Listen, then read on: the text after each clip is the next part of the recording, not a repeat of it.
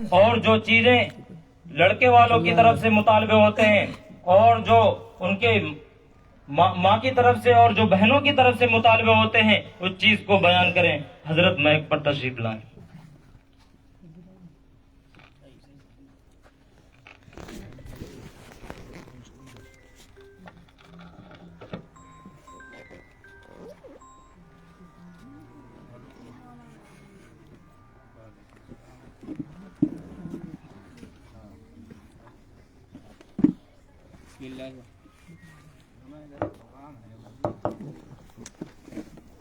بسم اللہ الرحمن الرحیم.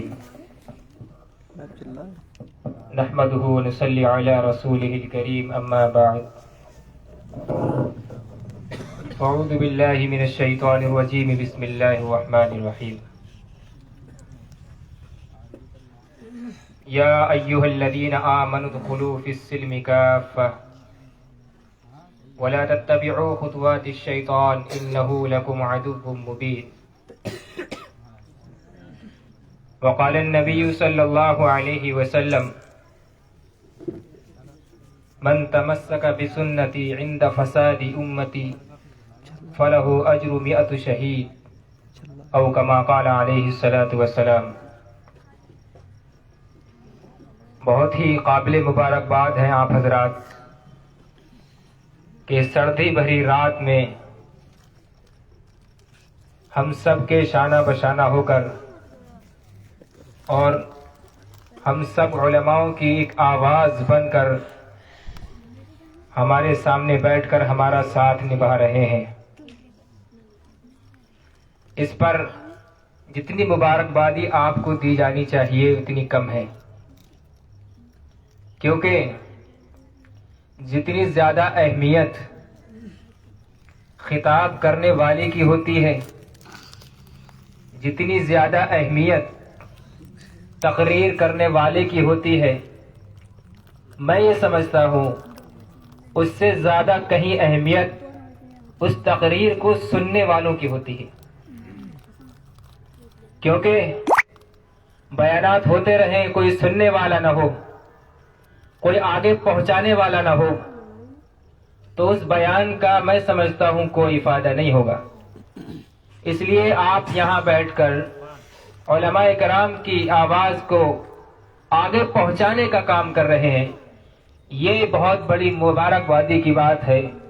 اس پر آپ کے لیے جتنی دعائیں کی جائیں، آپ کا جتنا شکریہ ادا کیا جائے، آپ کو جتنی مبارکباد دی جائے اور جتنے الفاظ کا ذخیرہ آپ کے لیے استعمال کیا جائے وہ کم ہے.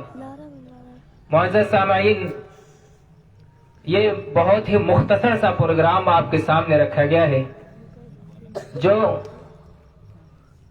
ہر اتوار کو مشورے سے طے ہو کر کے ہر محلے میں رکھا جاتا ہے، اور یہ پورا نظام چل رہا ہے جو آج کا 6واں پروگرام ہے. اس سے پہلے 5 پروگرام ہو چکے ہیں جس کے نتائج الحمدللہ بہت اچھے ہیں. ہمارے مولانا عاطف صاحب پوری پروگراموں کی اور پوری تنظیم کی کارگزاری آپ کو سنائیں گے. جب آپ کارگزاری کو سنیں گے تو یقیناً آپ حیرت میں پڑ جائیں گے کہ تقریباً 1.5 سے 2 مہینے میں جگہ جگہ پروگرام کر کے ایک ماحول جو پیدا کر دیا ہے اور نوجوانوں میں ایک ایمان کی تازگی کی روح پھونک دی ہے، اسے سن کر کے آپ حیرت زدہ ہوں گے. اور اس کا اثر میں سمجھتا ہوں آپ پر اتنا پڑے گا کہ آپ سمجھیں گے کہ چھوٹے سے پروگرام جو محلہ محلہ انجام دی جا رہے ہیں، جو محلہ محلہ منعقد کیے جا رہے ہیں، یہ چھوٹے چھوٹے پروگرام، یہ چھوٹے چھوٹے اجلاس وہ کام کر رہے ہیں کہ اگر پوری ککرانہ لیول پر ایک بڑی کانفرنس کی جائے جس میں علماء اکرام، دسیوں علماء اکرام کی ہندوستان کے مختلف کونوں سے تاریخ لے لی جائے اور ان کا ایک دن تیار کر لیا جائے جس میں لاکھوں کا خرچہ کر لیا جائے اور ایک بڑے میدان میں ایک بہت اچھے ڈیکوریشن میں ایک اجلاس کیا جائے جس میں پورے ککرالے کی پبلک کو بلایا جائے، میں یہ سمجھتا ہوں اس اجلاس کا وہ فائدہ نہیں ہوگا جو فائدہ ہمارے اس چھوٹے سے پروگرام سے، اس چھوٹے سے اجلاس سے ککرالے کی عوام کو پہنچ رہا ہے. میں یہ سمجھتا ہوں اگر ہماری کارگزاری کو آپ سنیں گے، ہماری تحریر کو آپ سنیں گے تو یقیناً آپ کے دل میں بھی ہمارے شانہ بشانہ کھڑے ہونے کا شوق پیدا ہوگا. آپ کے لیے ان پروگراموں کی اہمیت بڑھ جائے گی. آپ جب سنیں گے تو یقیناً حیرت زدہ ہو جائیں گے. یہ تو بات تھی پروگراموں سے متعلق. اب میں اپنے اصل مقصد کی طرف آتا ہوں. وقت بہت کم ہے, میں 5 سے 10 منٹ یا 12 منٹ لوں گا کیونکہ علماء کرام کے اور بھی بیانات ہونے ہیں. میں نے قرآن کریم کی ایک آیت پڑھی جس میں اللہ تبارک و تعالیٰ نے فرمایا, اے لوگو اسلام میں پورے کے پورے داخل ہو جاؤ. یہی آپ سے چاہا جا رہا ہے, یہی مقصد ہے آپ کو دنیا کے اندر بھیجنے کا. یہی اللہ تبارک و تعالیٰ کا عین مقصد ہے کہ بندہ جب دنیا میں گیا ہے اپنی عبدیت پر کھڑا اترے, اللہ تبارک و تعالیٰ کی غلامی کے جو حامی بنیے, اللہ تبارک و تعالیٰ کو اس نے جو خدا مانا ہے, اپنے آپ کو اللہ کا بندہ مانا ہے, اپنے آپ کو اللہ کا غلام مانا ہے, تو اس پر لازم ہوتا ہے کہ اللہ تبارک و تعالیٰ نے قرآن کریم کے ذریعے اپنے حبیب صلی اللہ علیہ وسلم کی حیات مبارکہ کے ذریعے ہم کو جو زندگی جینے کا شعور دیا ہے, جو ایک ڈھنگ دیا ہے, جو ایک طریقہ دیا ہے, اس طریقے پر آپ کھڑا اتریں. یہ آپ کی ذمہ داری ہے. آپ کسی معاملے میں جائیں, معاشیات میں جائیں, معاملات میں جائیں, اخلاقیات میں جائیں, تجارت میں جائیں, اپنے نکاح میں جائیں, اپنے موت اور زندگی کے فیصلوں میں جائیں, یہ آپ کی ذمہ داری ہے کہ آپ اللہ تبارک و تعالیٰ کے بتائے ہوئے طریقے پر چلیں. اگر آپ اس طریقے کے خلاف ورزی کرتے ہیں تو آپ دین میں, آپ اسلام میں مکمل داخل نہیں ہیں. آپ اللہ تبارک و تعالیٰ کی غلامی سے نکل رہے ہیں, آپ اللہ تبارک و تعالیٰ کی بندگی سے نکلنا چاہتے ہیں, آپ خدا سے جنگ کرنا چاہتے ہیں, آپ خدا سے بغاوت کرنا چاہتے ہیں, جس کا وبال آپ کو دنیا میں بھی دیکھنے کو مل سکتا ہے, جس کا وبال آپ کو آخرت میں بھی بھگتنا پڑ سکتا ہے. میرا عزیزو, اللہ تبارک و تعالیٰ نے ہم سب کے زندگی کے جو طریقے ہیں وہ کھول کر کے رکھ دیے, بالکل واضح کر دیے. شریعت میں کسی طرح کی لچک نہیں رکھی. ہمارے زندگی کے ہر شعبے میں اللہ تبارک و تعالیٰ نے ہمارے لیے رہنمائی پیدا کر دی. چاہے ہمارے نکاح کا مسئلہ ہو, چاہے ہمارے طلاق کا مسئلہ ہو, چاہے ہمارے زندگی اور موت کے متعلق کے مسائل ہو, ہر مسئلے میں اللہ تبارک و تعالیٰ نے پوری کی پوری رہنمائی فرمائی. اللہ تبارک و تعالیٰ نے قرآن کریم میں فرمایا نکاح کے متعلق کہ وَالْمُحْصَنَاتُ مِنَ النِّسَاءِ إِلَّا مَا مَلَكَتْ أَيْمَانُكُمْ, کہ عورت کی جو صفت بیان کی کہ آپ جس لڑکی سے شادی کرنا چاہتے ہیں, جس عورت سے شادی کرنا چاہتے ہیں, وہ عورت محسنہ ہو, پاک ہو, صاف ہو, پاک دامن ہو, با کردار ہو, با اخلاق ہو, رہنے ڈہنے کا اس کو ڈھنگ ہو, اس کے اندر سلیقہ ہو, وہ گھر کو چلانا جانتی ہو, وہ شوہر کے مزاج کو سمجھنا جانتی ہو, وہ پڑوسیوں کے حقوق کو جانتی ہو, وہ بچوں کو پالنے کا طریقہ جانتی ہو, وہ سب کو جانتی ہو. یہ ہے محسنہ کا مطلب. یہ قرآن کریم نے ایک عورت کے لیے شرط لگا دی. لیکن افسوس صد افسوس, جب ہم حدیث مبارکہ کو تلاش کرتے ہیں تو حدیث مبارکہ میں ملتا ہے اللہ کے نبی صلی اللہ علیہ وسلم نے فرمایا کہ تنکح المرأۃ بجمالها وحسنها ودینها وعرضها, کہ کبھی عورت سے حسن جمال کی وجہ سے رشتہ کیا جاتا ہے, کبھی اس کے مال و دولت کو دیکھ کر کیا جاتا ہے, کبھی اس کی دینداری کو دیکھ کر کے کیا جاتا ہے. اللہ کے نبی صلی اللہ علیہ وسلم نے ارشاد فرمایا, وہ جو والمحسنات کی عین تشریح ہے, فرمایا کہ تم دینداری کو ترجیح دینا, کہ تم عورت کے باکردار ہونے کو ترجیح دینا, عورت کے حیا کو ترجیح دینا. لیکن افسوس صد افسوس, آج معاشرے میں جو جہیز کے نام پر جو وبا پھیل گئی ہے کہ اللہ کے نبی صلی اللہ علیہ وسلم کے اس فرمان کو ہم نے پیچھے ڈال دیا. اللہ کے نبی صلی اللہ علیہ وسلم کے اس ارشاد کو ہم نے پیچھے ڈال دیا کہ چاہیے تو یہ تھا کہ جب ہم کسی لڑکی سے رشتہ تلاش کرتے ہیں اس کی دینداری کو ترجیح دیتے, اس کے باحیا ہونے کو ترجیح دیتے, اس کے اخلاق کو ترجیح دیتے. ہم نے اس چیز کو چھوڑ دیا. ہم نے کیا دیکھا کہ عورت کے خاندان والوں کا کاروبار کیا ہے, عورت کا خاندان کیسا ہے, پاورفل ہے کہ نہیں, عورت کے اندر دولت کتنی ہے, عورت کے گھر والے کتنے مالدار ہیں. ہماری نگاہ مال پر ٹک جاتی ہے اور جو چیز اللہ کے نبی صلی اللہ علیہ وسلم نے فرمائی ہم نے اس کو پیچھے ڈال دیا. یہی وجہ ہے کہ آج گھر ٹوٹتے ہیں, آج جو ہے معاشرے میں تباہی آتی ہیں, رشتہ داریاں شادی کے بعد نہیں مل پاتی. یہی وجہ ہے کہ آج اللہ کے نبی صلی اللہ علیہ وسلم نے فرمایا, بینر پر یہ حدیث لگی ہوئی ہے کہ سب سے بہترین نکاح وہ ہے جس میں سب سے کم خرچ ہو. لیکن افسوس صد افسوس, ہم نے نکاح کو اتنا مشکل بنا دیا ہم نے نکاح کو اتنا کٹھنائیوں کے دور سے گزار دیا کہ ایک باپ کو اپنی بیٹی کی شادی کرنے کے لیے پچھلے 10-15 سال کی کمائی کو کھپانا پڑ رہا ہے. اس کے باوجود وہ قرض دار بھی ہوتا ہے, وہ لون بھی لیتا ہے, اور وہ طرح طرح کے مصائب اور طرح طرح کی دشواریوں کا سامنا کرتا ہے. یہ کیا وجہ ہے؟ یہ ظلم کون کر رہا ہے؟ یہ ظالم کون ہے؟ یقیناً یہ لڑکے والے ہیں جنہوں نے ڈیمانڈیں رکھی, جنہوں نے مطالبے رکھے, جنہوں نے عورت کی عزت کو گھٹایا, عورت کی عزتوں سے کھلواڑ کیا, عورت کو حسن جمال سے کھلواڑ کیا, جس نے عورت کی حیا کو چاکدار کر دیا. صرف اور صرف نگاہ ٹک گئی تو صرف اور صرف مال پر ٹک گئی. اب سوال ہوتا ہے کہ بھئی معاشرہ کیسے سدھرے گا؟ کون سدھارے گا اس کو؟ یاد رکھو, اب کوئی نبی آنے والا نہیں, کوئی اللہ کا فرشتہ آسمان سے آنے والا نہیں. شریعت مکمل ہو چکی, شریعت پوری ہو چکی, اللہ کے نبی صلی اللہ علیہ وسلم نے پوری رہنمائی کر دی. اب معاشرے کو سدھار سکتے ہیں تو ہم خود ہیں. ہر شخص یہ چاہے کہ میں سب سے پہلے اپنے نکاح کو شریعت کے مطابق کروں گا. ہر شخص یہ سوچے کہ میں اپنی اولاد کی شادیاں شریعت کے مطابق کروں گا. ہر شخص اپنی ذمہ داری خود لے تو یقیناً یہ معاشرہ سدھر سکتا ہے. اگر ہم ایک دوسرے سے کہتے رہے, ایک دوسرے پر لان تان کرتے رہے اور انتظار کرتے رہے کہ جب معاشرہ سدھرے گا تب ہم سدھریں گے, یقین جانو اس طرح سے معاشرہ سدھرنے والا نہیں ہے, بالکل نہیں. اس لیے میرا عزیزو, ہمارے جو پروگرام چل رہے ہیں اس کا مقصد یہی ہے, اس تحریک کا نام یہی ہے کہ نکاح کو آسان بناؤ. سامنے بینر لگا ہوا ہے. نکاح کیسے آسان ہوگا؟ سب سے پہلے ہمیں اپنے شادیوں سے, میں وقت کی بھی رعایت کرتا ہوں, 3-4 منٹ اور بولوں گا. سب سے پہلے ہمیں اپنے شادیوں سے خرافات کو ختم کرنا ہوگا جن کا شادی سے نکاح سے کوئی تعلق نہیں. میں نے ایک حدیث پڑھی, مشکات شریف کی روایت ہے.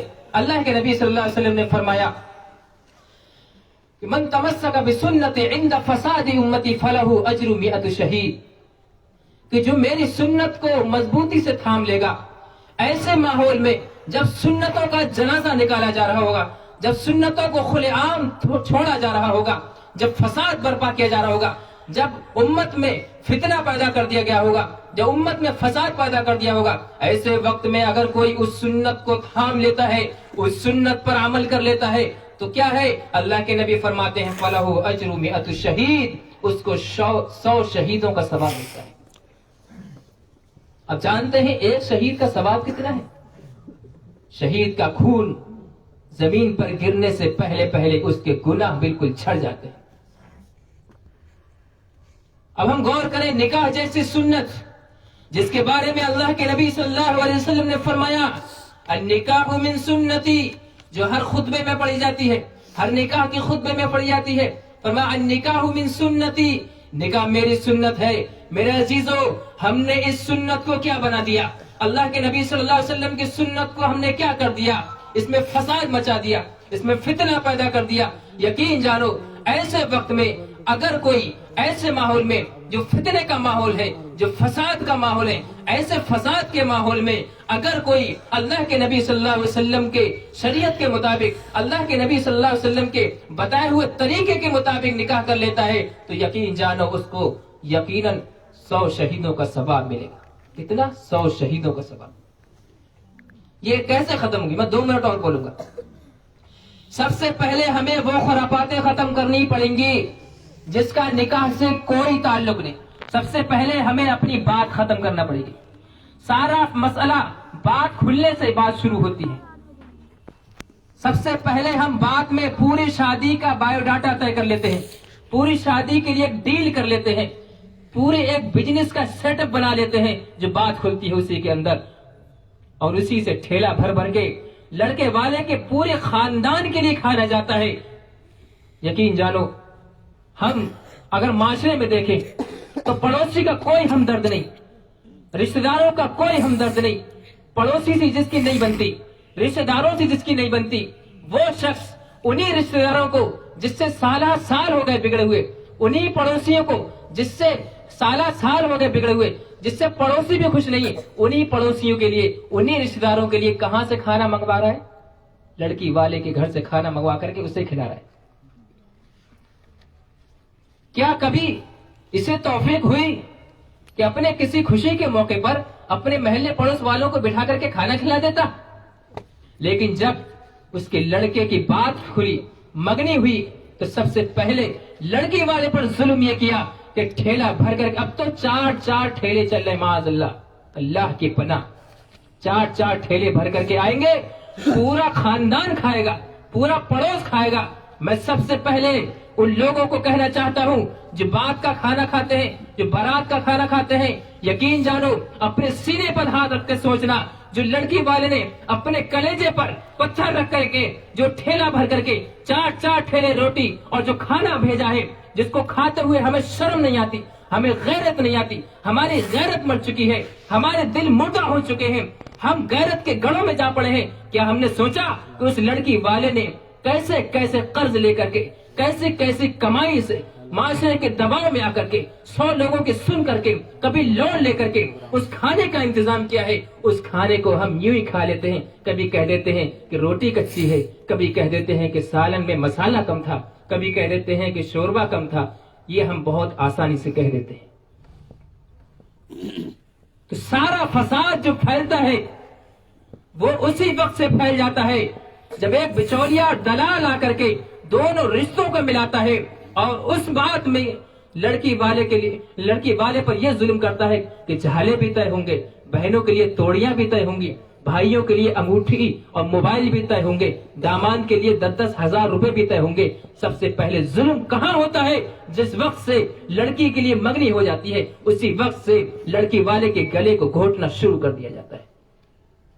ये जालिम कौन है? ये जुल्म कौन कर रहा है? कौन है ये जालिम? यकीन जानो हम ही लोगों में से ये जालिम है।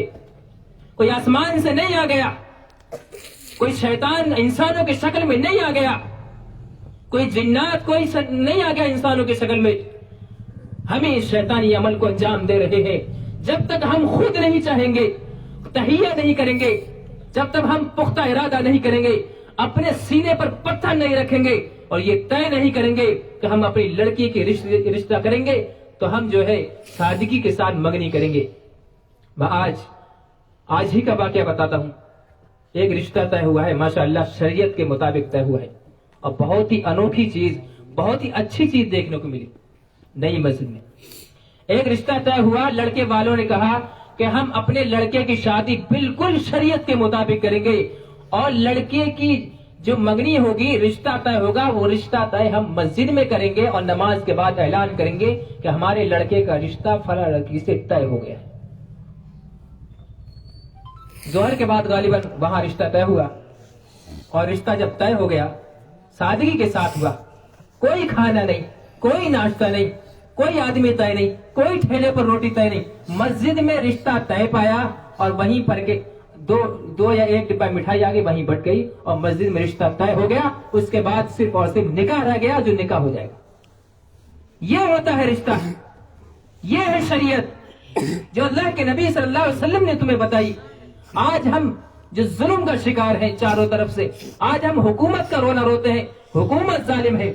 आज हम रोना रोते हैं कि फला शख्स ने किसी मुसलमान पर जुल्म कर दिया। आज हम रोना रोते हैं कि फला शख्स की मोब लिंचिंग हो गई। आज हम रोना रोते हैं कि फला जगह मस्जिद गिरा दी गई। आज हम रोना रोते हैं फला जगह मुसलमानों को घेर करके मार दिया गया। यकीन जानो उन सबसे बड़ा जुल्म हम उस लड़की बारे पर करते हैं जो रातों की नींदें हराम कर देता है, जो रातों को जाकर सोना बंद कर देता है, जो दिन और रात अपनी लड़की के रिश्ते के लिए, शादी के इंतजाम में अपनी जिंदगी को खपा देता है। इससे बड़े जालिम कौन होगा? सोचिए, ये जालिम कौन होगा? तो हमें सबसे पहले अपनी रिश्तेदारियों से, अपनी शादियों से मंगनी को हटाना पड़ेगा, बात की बात खत्म करना पड़ेगी। आखिर में मैं एक बात और कह दूं। बहुत सारी बातें उलमा इकराम की आएंगी, उलमा इकराम कहेंगे। आखिर में मैं एक बात और कह दूं कि हम उन चीजों को अपनी शादियों से निकाल दें जिनका शादी से, रिश्ते से कोई ताल्लुक नहीं। शादी का वक्त करीब आता है, एक चीज और चल पड़ी कि हल्दी होगी। अब बताइए, हल्दी में तुम्हारा कौन सा फायदा है? इसमें तो सरासर लड़के का भी नुकसान है। हल्दी के लिए कपड़े अलग बनेंगे, यार दोस्त कपड़े अलग बनाएंगे, उसमें डीजे आएगा, उसमें डांस होगा। यकीन जानो تم کھلے عام اللہ کے رسول سے، شریعت سے، اللہ سے بغاوت کا اعلان کر رہے ہو، اللہ سے جنگ کا اعلان کر رہے ہو. تم یہ کہنا چاہتے ہو کہ اللہ ہم تجھ سے جنگ کرتے ہیں، تیرے رسول سے جنگ کرتے ہیں، تو جلد اور جلد ہمارے اوپر عذاب کو بھیج دے. کیا یہ شریعت ہے کہ ایک غیر مسلم کی رسم جو ہمارے زندگیوں میں، ہمارے گھروں میں پنپ گئی، اس کو کون سدھارے گا؟ ہم ہی سدھاریں گے. یقین جانو ابھی جو پروگرام ہوا ہے اس میں یہ طے ہوا ہے جہاں کہیں بھی جس شادی میں بھی ہلدی ہوگی اس کا نکاح نہیں پڑھایا جائے گا، نہیں پڑھایا جائے گا، نہیں پڑھایا جائے گا. ہم کھلے عام کہتے ہیں نہیں پڑھائیں گے. کوئی دوسرا آ کر کے پڑھا دے گا تو اس کا بائیکاٹ کریں گے، اس پر لعن طعن کریں گے. اس لیے محلے والوں کان کھول کر کے سن لو، آپ یہاں سے پیغام لے کر کے جائیں کہ ہم اپنی شادی میں ہلدی کی رسم بالکل نہیں کریں گے. ماشاءاللہ اس پر کنٹرول ہوا ہے، بہت ساری کارگزاری کی رپورٹیں آئی ہیں کہ ہلدی بالکل نہیں کریں گے. بہت ساری چیزیں ہیں جو علماء کرام بتلائیں گے. دوسری چیز جو ہوتی ہے وہ یہ ہوتی ہے کہ شادی کے بعد جب نکاح ہو جاتا ہے، نکاح کے بعد آتش بازی ہوتی ہے. کہاں مر گئی غیرتیں ہماری؟ کیا ہم مسلمان ہیں؟ مسلمان کہلانے کے لائق ہیں اس کے؟ یقیناً یہ ساری چیزیں وہ ہیں جس کا نکاح سے کوئی تعلق نہیں، جس میں سراسر فضول خرچی ہے، اور اتنی فضول خرچی ہے جس میں 10 20 30 ہزار تک، میں نے یہاں تک سنا 20 ہزار کی آتش بازی آئی اور پھوڑی گئی. قرآن کریم میں تو فضول خرچی کرنے والے کو کہا گیا شیطان کا بھائی کہا گیا، شیطان کا بھائی کہا گیا. اس لیے میرے عزیزو یہ 2-3 باتیں تھیں جو میں نے آپ کے سامنے پیش کر دی. بہت ساری چیزیں ہیں جن پر پابندی لگائی گئی ہے، وہ بھی سب بتلائی جائیں گی. اللہ تبارک و تعالیٰ سے دعا ہے کہ اللہ رب العزت ہم تمام لوگوں کو شریعت کا پابند بنائے، اپنے نکاح کو آسان بنائے. اللہ تبارک و تعالیٰ ہم سب کی زندگیوں میں سکون پیدا فرمائے اور ہم مسلمانوں کو صراط مستقیم پر چلنے کی توفیق عطا فرمائے. وآخر دعوانا الحمدللہ رب العالمین. آمین. اللہ تعالیٰ سب کو عمل کرنے کی توفیق عطا فرمائے.